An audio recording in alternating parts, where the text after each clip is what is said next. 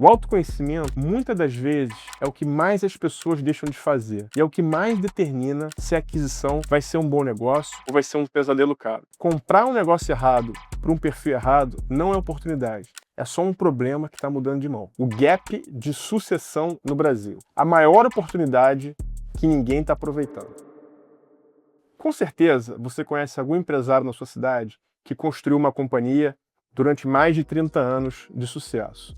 Ele deve ter mais de 60 anos e os filhos não querem assumir a companhia. E ele não tem sócio, e ele não tem plano de saída, mas ele quer sair. Esse empresário existe aos milhares no Brasil e quase ninguém está prestando atenção nisso. Essa oportunidade é gigante e praticamente inexplorada. E hoje eu vou te mostrar o que é o gap de sucessão, por que ele existe e como você pode usar isso para construir patrimônio real, sem precisar construir nada do zero. Eu participei de processos de fusão e aquisição dos dois lados da mesa, tanto como comprador quanto vendedor. Eu vendi a marca que eu fundei, o Kefir Regula, para o grupo Nuvio Foods, depois de trabalhar 8 anos tendo construído esse negócio do zero. Além disso, eu trabalhei em banco de investimento e diversas companhias do mundo corporativo e fiz mestrado em finanças na Universidade de Chicago. Quando eu falo sobre comprar ou vender empresas no Brasil, eu não estou falando algo teórico, eu estou falando algo que eu vivenciei. Eu conheço o que o vendedor pensa, mas não diz. E é exatamente esse conhecimento que torna essa oportunidade tão assimétrica para quem está do lado do comprador. E agora eu vou te explicar o que é o gap de sucessão. O Brasil tem milhões de pequenas e médias empresas, que são fundamentais para a economia, que empregam milhões de pessoas.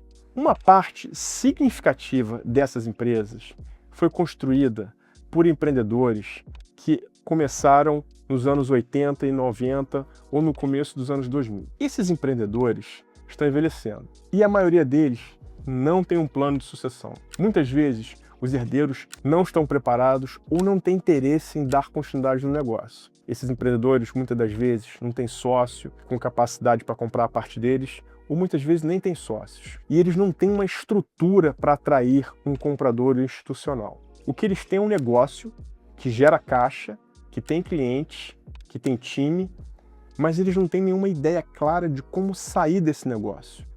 Então existe um espaço do empresário que quer sair do negócio e do empresário que quer comprar o negócio. No Brasil, esse gap é enorme.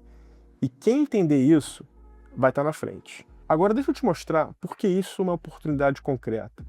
Não é só uma tendência interessante. Quando o empresário quer sair, mas não tem um comprador óbvio, algumas coisas acontecem. Primeiro, ele aceita condições que ele não aceitaria num outro cenário. Ele aceita um preço mais baixo. Segundo, ele aceita dividir o valor da compra, ele aceita prazo de pagamento. E muitas das vezes, o financiamento pode ser feito com a própria geração de caixa do negócio. Porque a alternativa que esse empreendedor tem, muitas vezes é pior. É fechar o negócio, é passar por um herdeiro que está despreparado, é continuar trabalhando até não aguentar mais. E quem é empreendedor sabe uma coisa que é até difícil de explicar.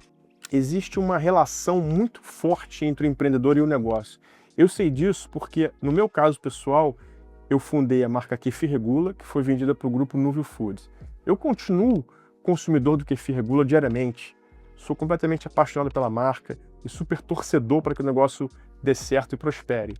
Eu quero muito que esse negócio dê certo, embora eu não tenha mais ação da empresa, eu continuo torcedor pelo negócio que eu montei do zero. Dessa forma, o empreendedor tem uma preocupação genuína que o negócio prospere, mesmo que ele não esteja mais à frente do negócio. O negócio geralmente está validado.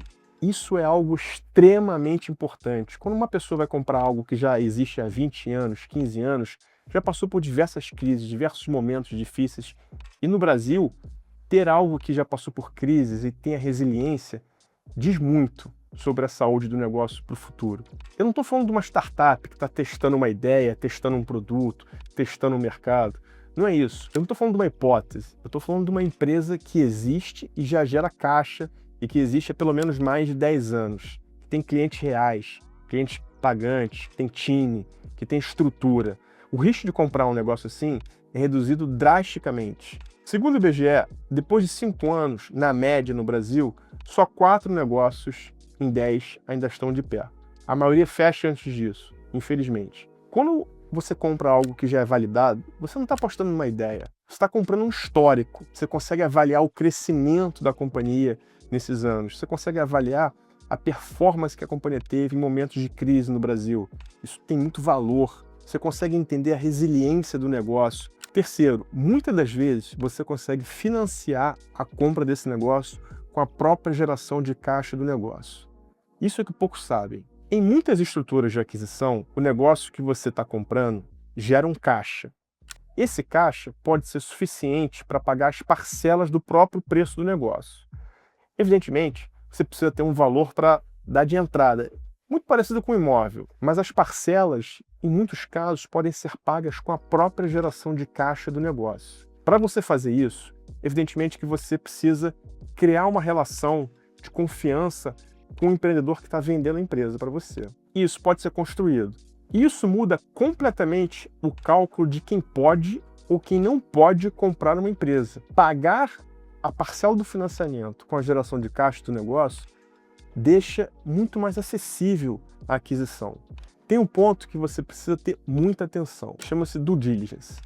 Basicamente, significa entender no detalhe se os números que a empresa está disponibilizando são verdadeiros. Se existe passivo trabalhista, passivo tributário, enfim, você precisa entender a fundo a contabilidade da empresa. Evidentemente, você precisa ter um assessor financeiro para te ajudar nesse estudo. Entender isso, os números da due diligence, é o que separa uma boa aquisição de um problema caro. Outro ponto fundamental é entender a importância do lado humano no negócio. O empresário brasileiro que construiu algo por 30 anos não está só vendendo um ativo financeiro, ele está praticamente passando um filho para outra pessoa. Entender o que o vendedor está sentindo, mas não está falando nesse momento de negociação, é o que determina se o negócio vai ter sucesso ou não. Eu sei o que o vendedor pensa porque eu já fui vendedor. E essa perspectiva muda tudo na hora de sentar com o comprador. E agora eu vou te contar como você encontra essas oportunidades. Basicamente, isso é relacionamento. Essas oportunidades não vão estar em site do Mercado Livre, não vão estar no jornal, elas vão estar na sua rede de contato, no seu dia a dia, no seu network. Elas vão estar nas conversas que você vai ter com seus amigos. Porque o empresário que quer sair, normalmente fala sobre isso antes de formalizar um processo de venda da companhia. Ele vai comentar com o contador dele, com o advogado, com o fornecedor de confiança, com o amigo do clube. E se você está no radar dessas pessoas como alguém que tem interesse em comprar negócios, as oportunidades vão aparecer para você antes de virar um processo formal. Existe um segundo caminho, que são avaliar setores específicos. Não saia procurando por qualquer negócio. Escolha um setor que você conhece, que você entende, onde você sente que tem uma vantagem competitiva em relação à maioria das pessoas. Conhecimento setorial é uma vantagem competitiva gigante em aquisição. Você entende as margens típicas do negócio, você entende o ciclo do negócio, você sabe o que é normal acontecer ou não. Você consegue avaliar o negócio com mais precisão do que um comprador que não entende do setor. Um comprador genérico, vamos dizer assim. Terceiro caminho, se posicionar como um comprador sério. Isso é o que a maioria das pessoas muitas vezes não faz. A maioria das pessoas espera para encontrar uma oportunidade perfeita para então se apresentar como comprador. Mas o empresário que quer vender não está esperando por você. Ele está esperando por alguém que ele confia, que parece saber o que está fazendo, que tem um nome bom no mercado, que vai tratar o negócio dele bem, com respeito. Se você se posiciona como um comprador sério, essa oportunidade vai chegar para você antes de chegar para a concorrência. Antes de finalizar, eu preciso ser honesto sobre o que essa oportunidade exige. Comprar um negócio não é simples. E quem vende a ideia de que comprar um negócio é simples, está te preparando para um problema caro. Você precisa entender de valuation, precisa entender de DRE, inclusive eu fiz um vídeo sobre DRE aqui que eu vou colocar para você olhar. Precisa entender de EBITDA, precisa entender de múltiplo, precisa entender de time, precisa entender de marketing. Enfim, você precisa dominar conceitos importantes do empreendedorismo antes de fazer qualquer movimento nesse sentido. Precisa olhar para uma due diligence, precisa entender o passivo trabalhista, tributário, contratual, entender detalhes embaixo dos números. Você precisa entender da operação, Enfim, tem um dever de casa grande nesse sentido. Quem são as pessoas chaves? Se o negócio funciona sem o dono atual, o que muda quando o dono atual sai? E o mais importante, você precisa se conhecer. Que tipo de negócio combina com o seu perfil? Quanta dedicação você está disposto a dar? O que você quer com essa aquisição? Muitas vezes eu vejo na internet muitos gurus dizendo que empreender é muito parecido a receber uma renda passiva. Eu discordo completamente disso. Para mim, empreender requer dedicação, empenho, trabalho, e de forma alguma esses conceitos combinam com renda passiva. O autoconhecimento, muitas das vezes, é o que mais as pessoas deixam de fazer e é o que mais determina se a aquisição vai ser um bom negócio ou vai ser um pesadelo caro. Comprar um negócio errado para um perfil errado não é oportunidade, é só um problema que está mudando de mão. O gap de sucessão é real. Nos Estados Unidos, esse mercado é gigantesco. No Brasil, ainda é um território inexplorado.